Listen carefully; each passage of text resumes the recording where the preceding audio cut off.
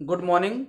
सीधी study जो ये चल रही है हमारी, तो ज्ञानोदय क्लासेस हम लोगों ने स्टार्ट किया और स्टार्ट किए पे आप अच्छा रिस्पांस कर रहे हैं। तो ज्ञानोदय क्लासेस में आप सभी बच्चों का स्वागत है। आइए चलते देखते हैं हम क्वेश्चन नंबर 1। पिछले सेशन में हम लोगों ने एक्सरसाइज 10 का यानी चैप्टर 10 का हम लोगों ने परिचय लिया और परिचय किया, और एक्सरसाइज 10.1 हम स्टार्ट करते हैं। प्रश्नावली 10.1 का क्वेश्चन हम देखते हैं। पहले नंबर में है विकल्प, पहले नंबर में क्वेश्चन है, तो उस क्वेश्चन को हम देखते हैं। आइए चलते हैं। लिखा हुआ है कि एक वृत्त की कितनी स्पर्श रेखाएं हो सकती हैं। तो वृत्त हम बनाते हैं और स्पर्श रेखाएं खींचते हैं। ये हो गया वृत्त, और वृत्त में स्पर्श रेखाएं देखेंगे तो जितने बिंदु होते हैं, यदि हम कहें जितने बिंदु होते हैं उतने स्पर्श रेखाएं होंगे। जितने बिंदु हम देखेंगे उतनी स्पर्श रेखाएं, मतलब क्या होगा कि अनेक स्पर्श रेखाएं हम खींच सकते हैं। चाहे हम जितनी स्पर्श रेखा खींचना चाहें खींच सकते हैं। तो क्या हो जाएंगी? वृत्त को स्पर्श करने वाली अनेक रेखाएं होती हैं। अर्थात वृत्त को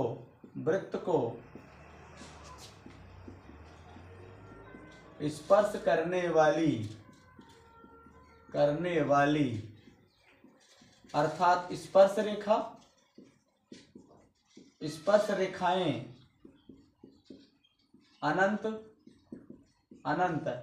या अपरिमित रूप से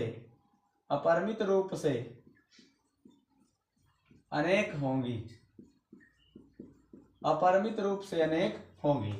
तो इस तरह से प्रश्न क्रमांक 1 का हमने, और जो आपको बेसिक समझना है तो इसके पहले वाला वीडियो या पहले वाला सेशन आप देखें, तो उसमें जो सेशन है वृत्त का परिचय और सूत्र फार्मूले जो हैं, वृत्त का परिचय, परिभाषा, डिफिनेशन सब जितनी हैं, तो आप देख सकते हैं और समझ सकते हैं। तो चलिए आइए हम देखते हैं क्वेश्चन नंबर 2, जिसमें खाली स्थान है। क्वेश्चन नंबर 2 में खाली स्थान है, और खाली स्थान को हम देख लेते हैं। लिखा है वृत्त की स्पर्श रेखा उसे कितने बिंदुओं पर प्रतिच्छेद करती है। तो हम अब वृत्त बनाएंगे। वृत्त बनाते हैं, एक स्पर्श रेखा बनाएंगे स्पर्श बिंदु से। तो दिख रहा है कि वृत्त की जो स्पर्श रेखा है, तो केवल स्पर्श बिंदु यानी यह स्पर्श रेखा हो गई, वृत्त की स्पर्श रेखा, और यह स्पर्श बिंदु हो गया। इस स्पर्श बिंदु पर ही वृत्त स्पर्श कर रहा है, यानी वृत्त की स्पर्श रेखा अर्थात वृत्त की स्पर्श रेखा वृत्त को केवल एक बिंदु पर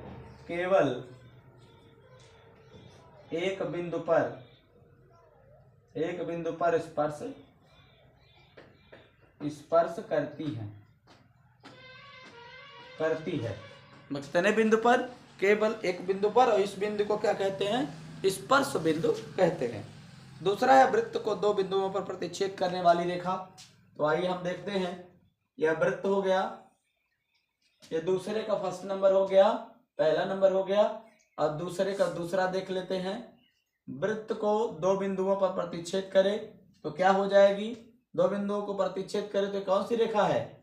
ये कहलाएगी छेदक रेखा।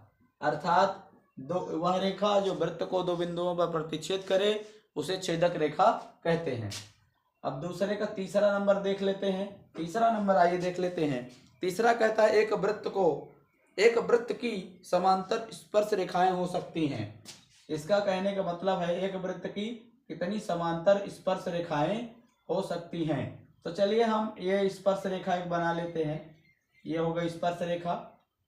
यहाँ पर भी बना लेते हैं, क्योंकि हमें कह रहा है कि समांतर, तो समांतर स्पर्श रेखा चाहिए। तो कितनी होती है? ये हो गई स्पर्श रेखाएं, स्पर्श रेखा हो गई, ये भी स्पर्श रेखा हो गई, स्पर्श रेखा हो गई। तो दोनों स्पर्श रेखाएं क्या हैं, समांतर हैं, और दूसरा हम स्पर्श करेंगे तो कट जाएगी, तो क्या हो जाएगी, अर्थात वृत्त में केवल दो समांतर स्पर्श रेखाएं, केवल दो समांतर स्पर्श रेखाएं खींची जा सकती हैं, केवल दो समांतर स्पर्श रेखाएं खींची जा सकती हैं। इस तरह से क्या हो जाएगा, खींची जा सकेंगी। चलिए आइए दूसरे का 4 नंबर देख लेते हैं। दूसरे का 4 नंबर हम देखेंगे, लिखा हुआ है वृत्त तथा उसकी स्पर्श रेखा के उभयनिष्ठ बिंदु को क्या कहते हैं। अभी हमने बताया है उसमें, फिर भी हम देख लेते हैं। वृत्त तथा स्पर्श रेखा, एक स्पर्श रेखा बना लेते हैं, वृत्त तथा उसकी स्पर्श रेखा। यह स्पर्श रेखा हो गया, स्पर्श रेखा हो गई। ये क्या हो गया, स्पर्श रेखाएं हम ऐसे बना सकते हैं, लेकिन इसको स्पर्श रेखा ही कहेंगे। तो स्पर्श रेखा हो गई ये, और ये वृत्त हो गया, ये वृत्त हो गया। वृत्त के स्पर्श रेखा को जो बिंदु उभयनिष्ठ होगा इसको कहेंगे स्पर्श बिंदु कहेंगे। क्या कहेंगे, स्पर्श बिंदु। ये हमने पिछले सेशन में कंप्लीटली पढ़ाया है, वृत्त का परिचय और सूत्र में। आप उस वीडियो को अवश्य देखें, एक लाइक करें, शेयर करें, अपने दोस्तों तक भेजें, और एक सब्सक्राइब करें। कमेंट में भी लिखें कि वह वीडियो आपको कैसा लगा, और उसके पढ़ने के बाद ये सेशन आपको कैसा लग रहा है। तो चलिए आइए देख रहे हैं हम। तो क्या कहता है कि वृत्त तथा उसकी स्पर्श रेखा को क्या कहेंगे, उभयनिष्ठ बिंदु को स्पर्श बिंदु कहेंगे।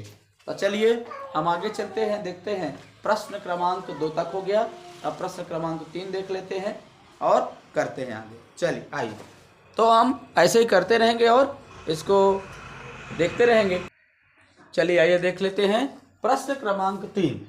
प्रश्न क्रमांक 3 में क्या कहता है, यह प्रश्न दिया हुआ है, इसी के अकॉर्डिंग हम फिगर को ड्रा करेंगे और करेंगे। 5 सेंटीमीटर त्रिज्या वाले एक वृत्त। तो चलिए 5 सेंटीमीटर की त्रिज्या पहले वृत्त बना लेते हैं। यह वृत्त हो गया।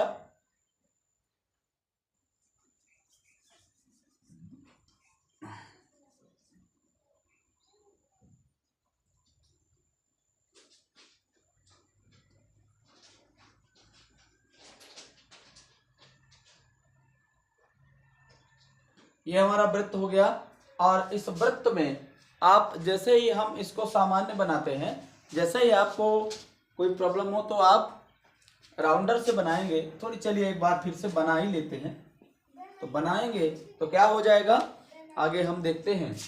सामान्य प्रकार से हम वृत्त को बना लेते हैं। ये हमारा वृत्त है। तो कहता है कि, और ये वृत्त है, और यहाँ पे वृत्त का केंद्र है। ये केंद्र हो गया। अब हम देखते हैं, कहता है कि 5 सेंटीमीटर त्रिज्या वाले। तो हम त्रिज्या कहीं भी बना सकते हैं।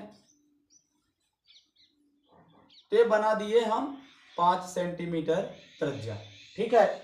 फिर कहता है कि 5 सेंटीमीटर त्रिज्या वाले एक वृत्त के बिंदु P पर स्पर्श रेखा PQ। अब यहां मान लीजिए हम ये जो स्पर्श बिंदु है, अब ये जो बिंदु है P है, तो स्पर्श बिंदु माना जाएगा। तो क्या हो जाएगा, स्पर्श रेखा ये हो जाएगी।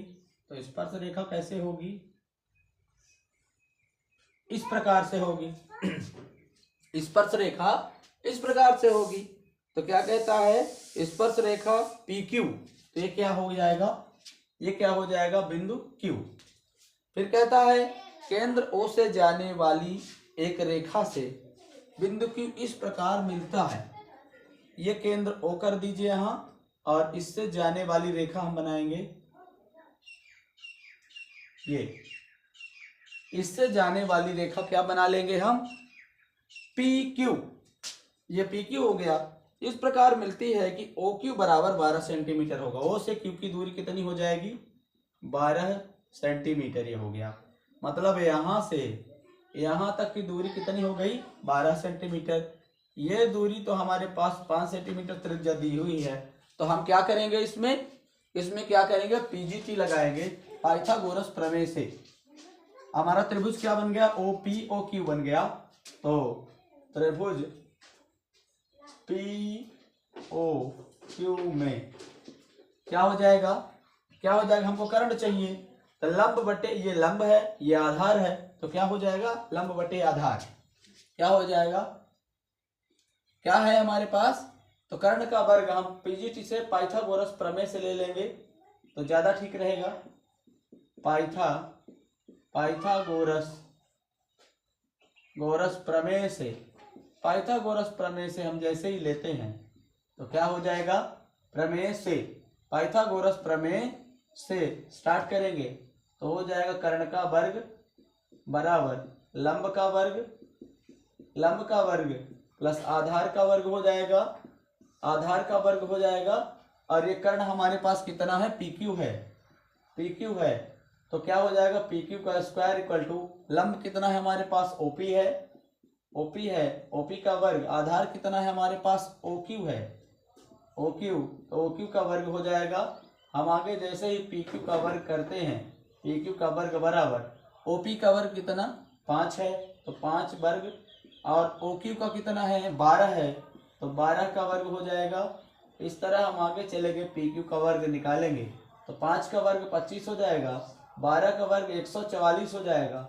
25 में 144 हम जोड़ेंगे तो क्या हो जाएगा, ये 5 4 9 हो जाएगा, 4 2 6 हो जाएगा, 169 होगा।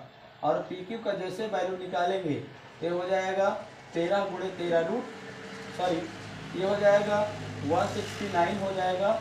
इसका वर्गमूल ले लेंगे तो PQ बराबर कितना हो जाएगा, 13 हो जाएगा, 13 सेंटीमीटर ये हो जाएगा। तो कहता है कि हमको क्या चाहिए, अरे अभी ये 5 बचे 25, 12 बार हम 144, ये हो जाएगा 4 5 9, 4 2 6, अब 1 हो जाएगा। हमारे पास कितना है, तो इस तरह से हम देखेंगे कि हमारा यहाँ तक आंसर आया और हम आगे चलते हैं और देखते हैं। तो हम लोगों ने देखा है थोड़ी सी मिसिंग हो गई है, इसके लिए सॉरी, हम थोड़ा सा सुधार के फिर से उसको बता रहे हैं। क्वेश्चन नंबर 3 को क्या था कि हम लोगों ने स्पर्श रेखा थोड़ी टेढ़ी कर दी, इसलिए गड़बड़ा गया था। यहाँ से स्पर्श रेखा ये रहेगी त्रिज्या 5 सेंटीमीटर, तो OQ ये हो जाएगा लंब, ये कर्ण हो जाएगा और ये आधार हो जाएगा। इस तरह से आगे हम चलेंगे तो कर्ण का वर्ग OQ का वर्ग हो जाएगा, OQ का वर्ग बराबर लंब हो जाएगा, लंब का वर्ग कितना हो जाएगा, OP का वर्ग हो जाएगा। आधार है हमारे पास PQ, तो PQ का वर्ग हो जाएगा। इस तरह आगे चलेंगे तो OQ का वर्ग हमारे पास, OQ का वर्ग है 5, 5 का वर्ग हो जाएगा। OP का मान हमारे पास नहीं है, OQ का मान हमारे पास नहीं है, तो क्या हो जाएगा, OQ ही हो जाएगा। और OP का मान हमारे पास है, OP का मान 5 है और PQ का मान हमारे पास कितना है 12 है, तो ये हो जाएगा कितना 12 हो जाएगा। और आगे हम देख लेंगे और करते रहेंगे। हम लोग देख रहे हैं कि पाइथागोरस प्रमेय लगाएंगे, हमारे पास थोड़ी सी मिसिंग जरूर हो रही है, हो गई थी अब सुधर गई, अब ठीक है। तो चलिए आइए देखते हैं। OQ का मान हमारे पास है 12 सेंटीमीटर, तो 12 का वर्ग हो जाएगा। OP का मान हमारे पास है 5, तो 5 का वर्ग हो जाएगा। और PQ का मान हमारे पास नहीं है, तो PQ का वर्ग हो जाएगा। इसी तरह से हम आगे चलेंगे, 144 हो जाएगा इसका, ये 25 हो जाएगा और PQ का होल स्क्वायर हो जाएगा। अब आगे 25 को उधर ले जाएंगे, 144 माइनस 25 हो जाएगा इक्वल टू PQ का स्क्वायर हो जाएगा। यदि हम PQ का स्क्वायर यहाँ रखें, PQ का स्क्वायर यहाँ रखें और 144 में 25 घटाएं तो कितना हो जाएगा, 1 क्या हो जाएगा, 14 में 5 निकल गया 9 हो जाएगा, ये 3 हो जाएगा, 4 1 और 1 ये हो जाएगा, 119 हो जाएगा। आगे चल के चलेंगे PQ की वैल्यू फाइंड करते हैं, ये हो जाएगा 119 सेंटीमीटर, यही हमारा आंसर हो जाएगा। ऑप्शन डी हमारा करेक्ट आंसर हो जाएगा। तो चलिए आइए, हमने बेहतर तरीके से इसको किया। मिसिंग तो जायज़ है, थोड़ी मिसिंग उसिंग हो जाती है, उसकी दिक्कत नहीं है, लेकिन बिल्कुल हमें सॉल्व करना है। चलिए आइए देखते हैं क्वेश्चन नंबर 4। चलिए आइए देखते हैं प्रश्न क्रमांक 4 को। प्रश्न क्रमांक 4 ये कहता है, सामान्य प्रैक्टिकल है ये, अब प्रैक्टिकल में हम बेहतर देखते हैं। एक वृत्त खींचिए, दी गई रेखा के समांतर दो ऐसी रेखाएं खींचिए। एक वृत्त हम खींच लेते हैं। चलिए आइए, यह हमारा वृत्त हो गया जिसका केंद्र क्या है, ओ है। तो क्या कह दिए, ओ केंद्र का एक वृत्त है। अब देखिए वृत्त खींच लिए, दी गई रेखा के समांतर एक ऐसी रेखा के दो ऐसी रेखाएं खींचिए। तो दी गई रेखा हम बना लेते हैं। ये हमने दी गई रेखा बना दिया है, इसका नाम ए बी है। यहां लिख देंगे, दी गई रेखा ए बी है। दो रेखाएं खींचने को बोलता है, दो रेखाएं खींचने को बोल रहा है इसमें प्रश्न में। कहता है कि दो रेखाएं खींची, उनमें से एक स्पर्श रेखा हो। तो चलिए एक स्पर्श बिंदु बनाएंगे इसमें वृत्त में, इसी के समांतर खींचना है।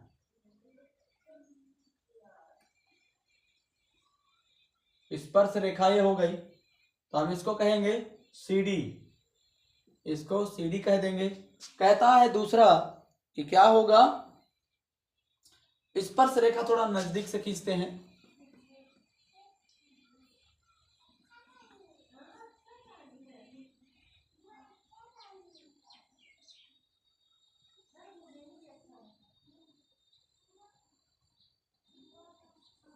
स्पर्श रेखा थोड़ा नजदीक से खींचेंगे, जिससे वृत्त को जो स्पर्श करे, जो वृत्त को स्पर्श करे वही होगी स्पर्श रेखा। तो ये हो जाएगा स्पर्श बिंदु होगा, ये हमारी स्पर्श रेखा CD कहलाएगी। तो चलिए हम देख लेंगे, ये CD है। कहता है कि एक रेखा स्पर्श रेखा हो और दूसरी छेदक रेखा हो। छेदक रेखा की परिभाषा क्या होती है, जो वृत्त को दो बिंदुओं पर प्रतिच्छेद करे। तो एक बिंदु हमारा हम CD पर प्रतिच्छेद करती है, लेकिन रेखा के समांतर ही होना चाहिए। तो समांतर हम पहले खींच लेंगे, फिर बनाते हैं।